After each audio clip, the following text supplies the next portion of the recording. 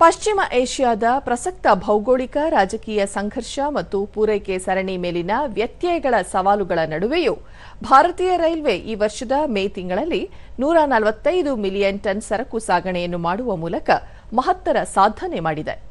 Railway ಸಚಿವಾಲಯದ ಮಾಹಿತಿ ಪ್ರಕಾರ ಇದು ಕಳೆದ ವರ್ಷದ ಇದೇ ಅವಧಿಗೆ ಹೋಲಿಸಿದರೆ ಶೇಕಡ 1.3ರಷ್ಟು ಹೆಚ್ಚಳವಾಗಿದೆ. ಮುಖ್ಯವಾಗಿ ಕಬ್ಬಿಣದ ಅದಿರು, ಉಕ್ಕು ಮತ್ತು ರಸಗೊಬ್ಬರಗಳ ಸಾಗಣೆಯಲ್ಲಿ ಅತ್ಯುತ್ತಮ ಸಾಧನೆಯಾಗಿದೆ. ರಸಗೊಬ್ಬರ ಸಾಗಣೆಯಲ್ಲಿ ಶೇಕಡ 6.2ರಷ್ಟು ಪ್ರಗತಿ ದಾಖಲಾಗಿದ್ದು, ದೇಶದ ಉಷ್ಣ ವಿದ್ಯುತ್ ಸ್ಥಾವರಗಳ ಇಂಧನ ಭದ್ರತೆಗಾಗಿ ಕಲ್ಲಿದ್ದಲು ಸಾಗಣೆಗೆ ರೈಲ್ವೆ ವಿಶೇಷ ಆದ್ಯತೆ ನೀಡಿದೆ. ಇದೇ ವೇಳೆ ಭಾರತೀಯ ರೈಲ್ವೆಯು ಕಳೆದ ತಿಂಗಳಿನಲ್ಲಿ ಒಟ್ಟು 61 ಕೋಟಿಗೂ ಹೆಚ್ಚು ಪ್ರಯಾಣಿಕರನ್ನು ಹೊತ್ತೊಯ್ದಿದೆ. ಕಳೆದ ವರ್ಷ ಇದೇ ಅವಧಿಯಲ್ಲಿ ಈ ಸಂಖ್ಯೆ 59 ಕೋಟಿಯಷ್ಟಿತ್ತು.